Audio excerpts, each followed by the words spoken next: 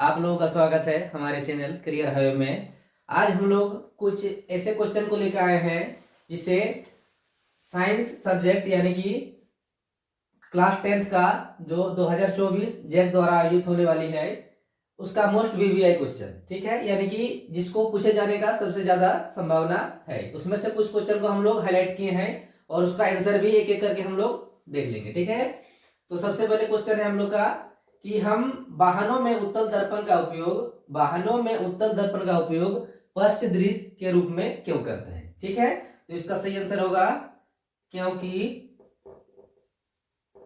उत्तल दर्पण किसी वस्तु का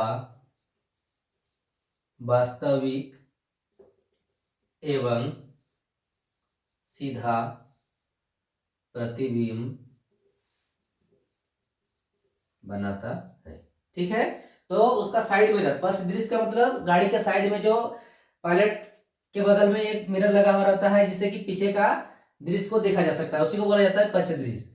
तो उसका रूप हम लोग दर्पण के रूप में, साइड मिरर के रूप में उसका इसलिए यूज करते हैं क्योंकि किसी भी वस्तु का सीधा और वास्तविक यानी कि जैसा वस्तु पीछे रहता है उसे ही सेम टू सेम हमको दिखाई देता है, इसलिए उसका हम लोग करते हैं पृष्ठ दृश्य के रूप में उत्तल दर्पण का उपयोग किया जाता है।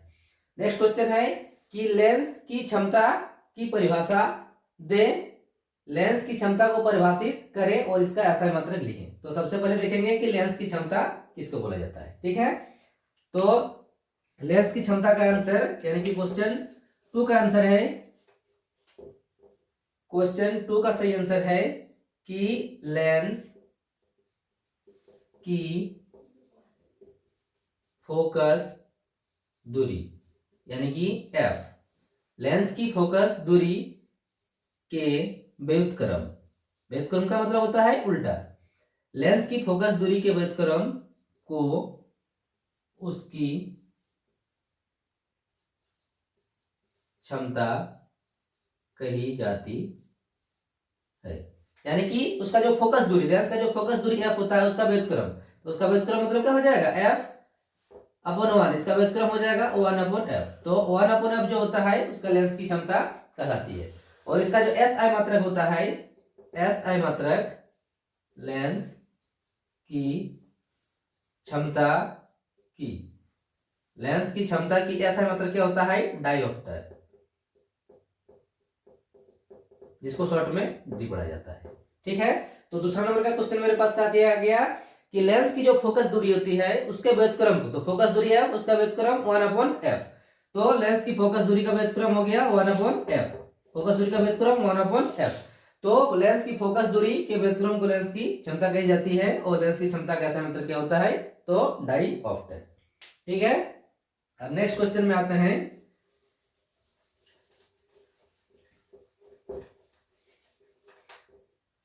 तीसरा क्वेश्चन है कि समजातीय श्रेणी क्या है। तो तीसरा नंबर का आंसर है कार्बनिक यौगिकों की वैसी श्रेणी जिनके बीच CH2 का अंतर पाया जाता है, समजातीय श्रेणी कहलाती है, ठीक है। तो कार्बनिक यौगिक की वैसी श्रेणी, श्रेणी का मतलब होता है सीरीज, जिसमें सीक्वेंस में रखा हुआ रहता है 1 2 3 4 ऐसे करके, जब लोग सीरियल बाय सीरियल बैठाते हैं कि वैसी श्रेणी जिसके बीच CH2 का अंतर, तो किसके बीच पाया जाता है कि कोई भी यौगिक रहेगा कार्बनिक यौगिक उनके बीच, यानी कि एक से जो दूसरा में आएंगे तो इसके बीच अगर हम घटाव करेंगे तो हमको आंसर क्या आएगा उसका CH2, को उसी को बोला जाता है CH2 का अंतर पाया जाता है, तो उसको बोला जाता है समजातीय श्रेणी। तो जैसे में हम लोग एग्जांपल में देख लेंगे, तो एग्जांपल होता है मेरा CH2 C2H4, C H2 और C2H4, इसमें इसको माइनस करेंगे तो 2 में 1 जाएगा तो 1, कार्बन बचेगा 1, और 4 में 2 जाएगा तो 2, तो CH2 का आंसर मिल गया। तो इस तरह का जो मेरा सीरीज आएगा, एक से दूसरा में जब हम इसको सब्स्टिट्यूट करेंगे तो मेरा किस क्या आ जाएगा, CH2 का आंसर पाया जाएगा, तो उसको बोला जाता है समजातीय श्रेणी। ठीक है, नेक्स्ट हम लोग चौथा नंबर देखेंगे।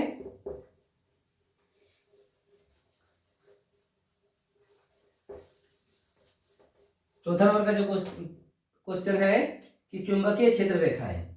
4 नंबर का आंसर क्या है कि चुंबकीय क्षेत्र रेखाएं क्या होती है। तो हम लोग क्या जानते हैं कि एक जो चुंबक होता है उसमें 2 ध्रुव होता है, एक नॉर्थ एक साउथ। यानी कि कोई भी चुंबक को हम अगर स्वतंत्रता पूर्वक, यानी कि जिसमें किसी प्रकार का कोई प्रेशर नहीं है, उसको हम किसी धागा से लटका देंगे तो हमेशा किस दिशा को बताता है, तो नॉर्थ और साउथ ही चुंबक का एक पहचान होता है। ठीक है, 2 ध्रुव होते हैं, तो उसको अगर किसी रॉड या कहीं पर हम उसको लटका देते हैं तो हमेशा वो किसको किस दिशा को बताता है, नॉर्थ और साउथ, यानी कि उत्तरी ध्रुव और दक्षिणी ध्रुव को। ठीक है, तो हम लोग देखेंगे मेरा आंसर क्या चाहिए कि चुंबकीय क्षेत्र रेखाएं क्या होती है। तो इसका आंसर हो जाएगा ये एक बंद वक्र होती है जिसके चुंबकीय क्षेत्र रेखाएं बंद वक्र। अच्छा, इससे भी अच्छा आंसर मिलेगा कि इसको अगर हम लोग और शॉर्ट में जाएंगे तो वह काल्पनिक रेखा जिसके अनुदिश चुंबकीय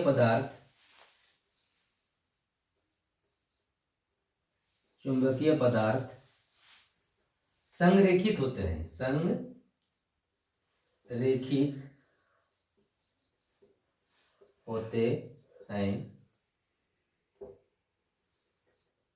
चुंबकीय क्षेत्र रेखाएं कहलाती है। ठीक है, तो काल्पनिक रेखा का मतलब जिसको हम लोग सोच सकते हैं उसको देख नहीं सकते हैं। कल्पना मतलब क्या होता है, जिसके बारे में हम लोग सोच सकते हैं उसको फिजिकली देखा नहीं जाता, जिसका फिजिकली अपीयरेंस नहीं होता है। तो वह काल्पनिक रेखा जिसके अनुदिश चुंबकीय पदार्थ, मतलब चुंबकीय पदार्थ जैसे लोहा का टुकड़ा हो गया, मतलब जो चुंबक के साथ आकर्षित होता है, वैसे पदार्थ क्या हो जाते हैं, संग्रहित हो जाना। मतलब उस एक लाइन को बता देता है कि यहाँ पर ही लटका, यहाँ पर ही लटका, ऐसे करके अगर हम उसको ड्रॉ करने जाएंगे तो एक सीधा रेखा मिल जाता है या टेढ़ी रेखा मिल जाती है, उसको हम लोग क्या बोलते हैं, चुंबकीय क्षेत्र रेखा है। अब इसमें चुंबकीय क्षेत्र रेखाओं के कुछ गुणों को लिखें, तो इसका गुण क्या हो जाता है, सबसे पहला गुण होता है, तो पहला गुण हो गया कि ये एक बंद वक्र होती है। मतलब बंद वक्र कैसे हो गया, ये नॉर्थ साउथ। हम लोग क्या जानते हैं कि चुंबकीय क्षेत्र रेखा किधर से निकलती है, तो उत्तरी ध्रुव से निकलती है, दक्षिण ध्रुव में समाप्त हो जाती है। तो इस तरह से अगर हम इसको मिला देंगे यहाँ से तो क्या हो गया, बंद वक्र का मतलब यहाँ से एक कर्व लाइन यानी कि वृत्त जैसा हमको फिगर मिलता है। दूसरा, ये एक दूसरे को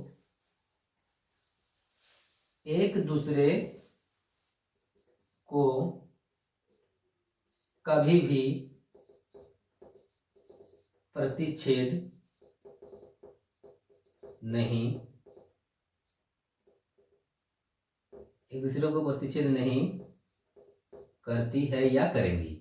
ठीक है, तीसरा में क्या है कि जैसे यहाँ पर इसे हम लोग ड्रॉ करते जाएंगे तो कहीं पर मेरा क्या होता है कि ये रेखाएं एक दूसरे के नजदीक होती है, कहीं एक दूसरे से दूर होती है। तो तीसरा पॉइंट का मेरा आंसर क्या है कि जहां पर ये रेखाएं एक दूसरे के अधिक नजदीक होती है, वहां पर चुंबकीय क्षेत्र क्या होता है, अधिक मजबूत होता है, और जहां पर एक दूसरे से अधिक दूर होती है वहां पर चुंबकीय क्षेत्र क्या होता है, अपेक्षाकृत कमजोर होता है।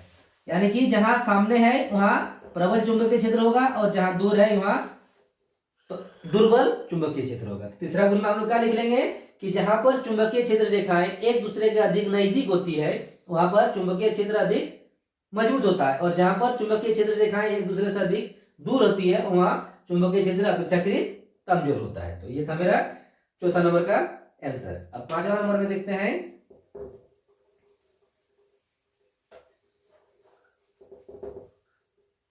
पांचवा नंबर क्वेश्चन है कि प्रतिरोध क्या है, किसी चालक का प्रतिरोध किन किन कारकों पर निर्भर करता है।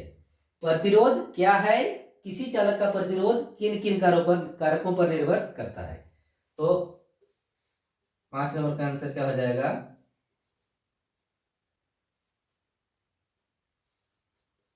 प्रतिरोध। प्रतिरोध का मतलब क्या होता है, ये नाम से ही क्लियर है। प्रतिरोध का मतलब उसको रोकना, प्रतिरोध का मतलब होता है उसको रोकना या मना करना। तो प्रतिरोध किसी चालक का वह गुण है जो अपने में प्रवाहित होने वाली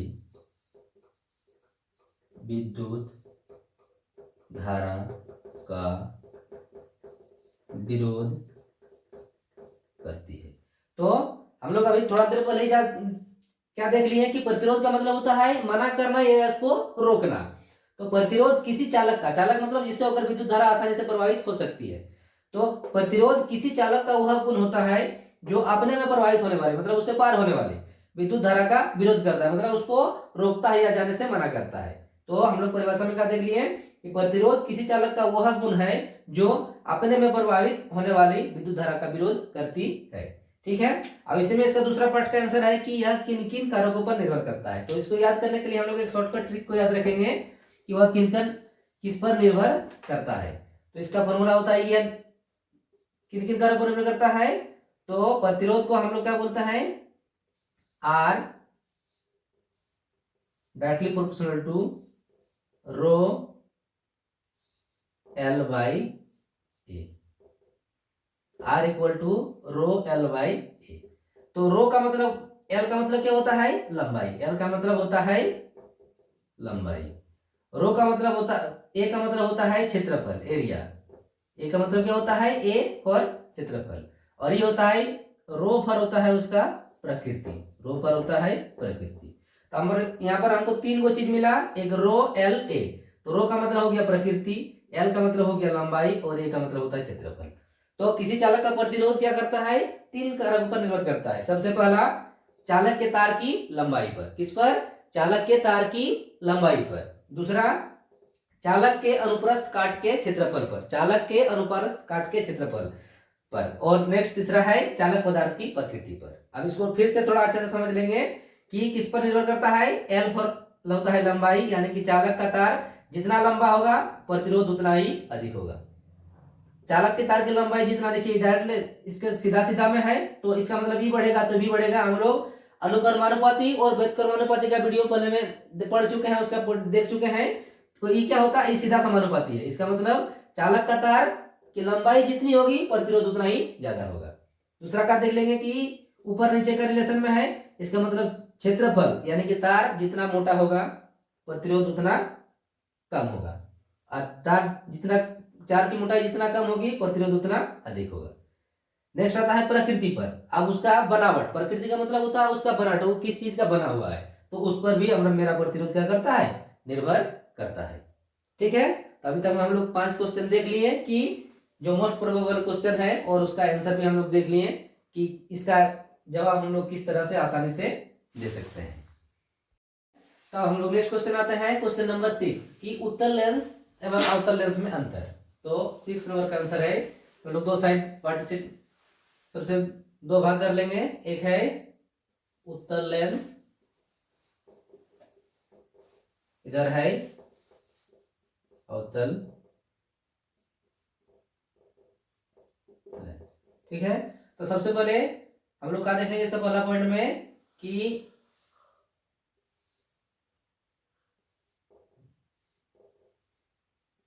ये होता है।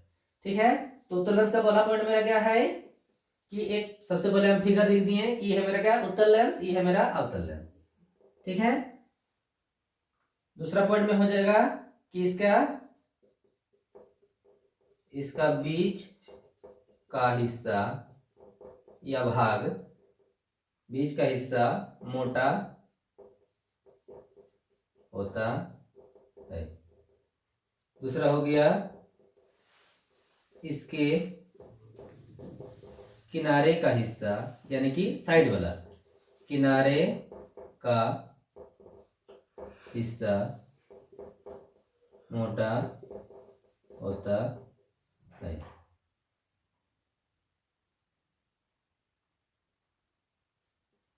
तीसरा पॉइंट,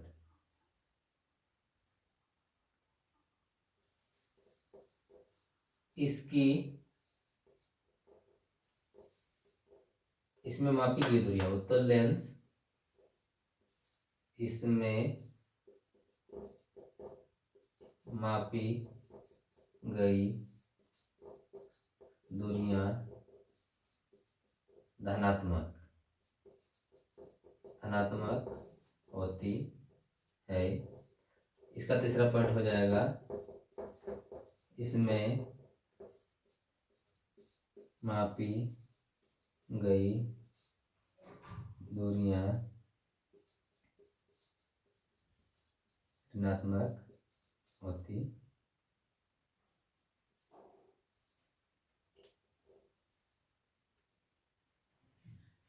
चौथा हो जाएगा इसे अभिसारी लेंस भी कहा जाता है। इसका चौथा पॉइंट हो जाएगा इसे अपसारी लेंस भी कहा जाता है।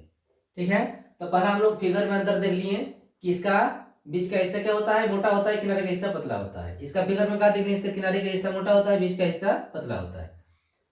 दूसरा पॉइंट में वही चीज लिख दिया है फोटो के हिसाब से कि इसका बीच का हिस्सा मोटा होता है, इसके किनारे का हिस्सा मोटा होता है। इसमें मापी गई दूरियां, उत्तल लेंस में जो भी दूरियां मापी जाती है क्या होती है, धनात्मक मानी जाती है, और अवतल लेंस में मापी गई दूरियां क्या होती है, ऋणात्मक होती है। उत्तल लेंस को कौन सा लेंस कहा जाता है, इसका दूसरा नाम जैसे हम लोग पर्यायवाची शब्द में पढ़ते हैं, एक आदमी का 2 नाम 4 नाम होता है, तो इसी तरह इसे अभिसारी लेंस भी कहा जाता है और अवतल लेंस को अपसारी लेंस भी कहा जाता है। ठीक है, नेक्स्ट क्वेश्चन में हम लोग आते हैं।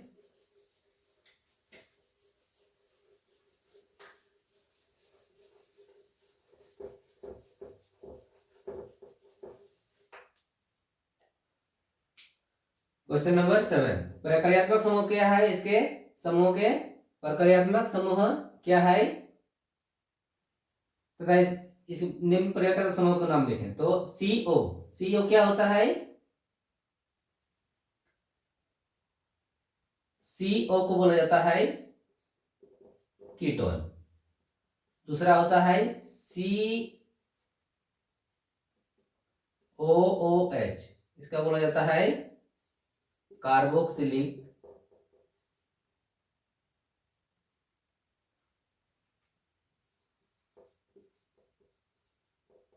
एसिड।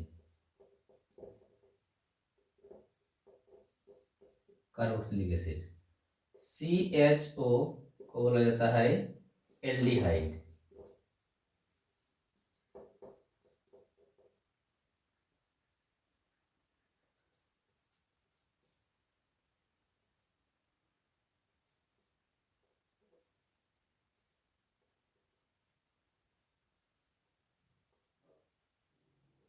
और OH होता है एल्कोहल। ठीक है, दूसरा इसका परिभाषा क्या हो जाएगा प्रक्रियात्मक समूह, तो यह एक यौगिक में छुपे विषम परमाणु को बताता है। प्रक्रियात्मक समूह क्या है कि प्रक्रियात्मक समूह किसी यौगिक का वह गुण जो उसके विषम परमाणु को दर्शाता है, उसको बोला जाता है प्रक्रियात्मक समूह। ठीक है, दूर दृष्टि दोष क्या है इसके, उसको कैसे दूर किया जा सकता है, दूर दृष्टि दोष में हम लोग पहले भी देख लिए हैं। दृष्टि दोष कितना टाइप का होता है, तो 3 टाइप का, दूर दृष्टि दोष, निकट दृष्टि दोष और जरा दूर दृष्टि दोष। तो दूरदृष्टि दोष में क्या होता है, इसका नाम से ही क्लियर रखना है शॉर्टकट में, ट्रिक में जैसा। तो दूरदृष्टि दोष में क्या होता है कि नाम क्या है, दूरदृष्टि दोष। इसका मतलब दूर का वस्तु को वो देख सकता है, निकट का वस्तु को नहीं देख सकता है। तो दूरदृष्टि दोष क्या है, 8 नंबर का आंसर हो जाएगा दूर दृष्टि दोष। तो क्या हो जाता है, वह दृष्टि दोष जिसमें दूर रखी वस्तु को आंख स्पष्ट रूप से देख सकता है, लेकिन निकट रखी वस्तु को स्पष्ट रूप से नहीं देख पाता है, दूर दृष्टि दोष कहलाती है। तो हम लोग क्या देख लिए, जिस तरह से नाम उसी तरह से उसका परिभाषा। दूर दृष्टि दोष दैट मीन्स दूर वाला देख सकता है, निकट वाला नहीं देख सकता है, वैसे दृष्टि दोष को क्या बोला जाता है, दूर दृष्टि दोष। इसका उपाय क्या है, संशोधन यानी कि निवारण, जिसको हम लोग बोलते हैं निवारण या संशोधन। तो इसको कैसे सुधारा जा सकता है, तो दूर पढ़ने से लास्ट में क्या आ रहा है, दूर जैसे हम लोग उच्चारण कर रहे हैं तो सबसे पहले क्या आ रहा है, ऊ। इसका मतलब इसका नाम से ही हमको इसको याद रखना है, दूर बोले तो ऊ आ रहा है। इसका मतलब ऐसे व्यक्ति को उत्तल लेंस के चश्मे द्वारा, उत्तल लेंस के चश्मे के उपयोग द्वारा उसे उत्तल लेंस के चश्मे के उपयोग द्वारा सुधारा जा सकता है। दूरदृष्टि दोष को क्या हम देख लिए हैं कि दूर की वस्तु को देख सकते हैं, निकट की वस्तु को नहीं देख सकते हैं, ऐसे दृष्टि दोष को बोला जाता है दूरदृष्टि दोष। और उसका जैसे नाम से ही बोले कि दूर बोले तो सबसे पहले क्या आ रहा है, ऊ। इसका मतलब उसको कैसे सुधारा जा सकता है, तो उत्तल लेंस के यूज वाले, जिसमें उत्तल लेंस लगा हुआ रहता है, वैसा चश्मा का अगर यूज करेगा वैसा व्यक्ति, तो उसको दूरदृष्टि दोष की समस्या को नहीं झेलना पड़ेगा। ठीक है, अब आता है निकट दृष्टि दोष। तो इसी के हिसाब से हम लोग उसका परिभाषा देख लेंगे। तो निकट दृष्टि दोष में क्या होता है, इसमें क्या था, दूर का वस्तु देख रहे थे, निकट का वस्तु नहीं देख रहे थे। तो निकट दृष्टि दोष में क्या हो जाएगा, इसमें निकट का वस्तु दिखाई देगा, दूर का वस्तु नहीं दिखाई देगा। यानी कि सामने रखी वस्तु को हम देख सकते हैं और दूर रखी वस्तु को नहीं देख सकते हैं, तो वैसे दृष्टि दोष को क्या बोला जाता है, निकट दृष्टि दोष। इसको हम लोग कैसे सुधारे थे, उत्तल में, दूर में हुआ था तो उत्तल, तो इसका नेक्स्ट होता है निकट दृष्टि दोष, क्या होता है, अवतल लेंस के चश्मे के उपयोग द्वारा इसे दूर किया जा सकता है। अब है नेत्र की समंजन क्षमता। हम लोग क्या देखेंगे, नेत्र की समंजन क्षमता।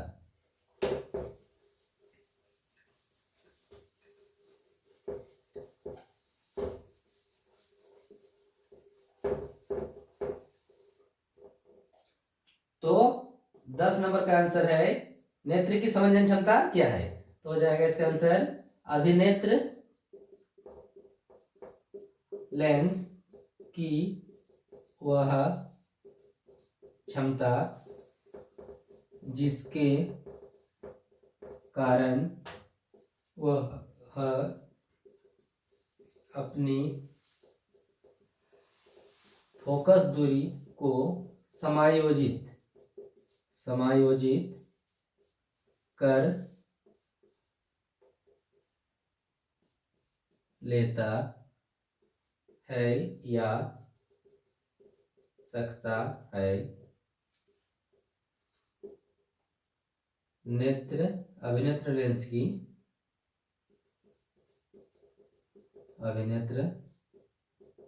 लेंस की समंजन क्षमता कहलाती है। ठीक है, तो अभिनेत्र लेंस की वह क्षमता जिसके कारण वह अपनी फोकस दूरी को समायोजित करने का मतलब उसको एडजस्ट कर सकता है, आगे पीछे कर सकता है, तो वही गुण क्या कहलाता है, नेत्र की समंजन क्षमता कहलाती है। ठीक है, तो हम लोग देख लिए 10 क्वेश्चन जो 2024 जैक बोर्ड के लिए मोस्ट वीवीआई क्वेश्चन में से एक माना जाता है। वैसे 10 क्वेश्चन का हम लोग देख लिए और उसका जवाब भी जान लिए। ठीक है।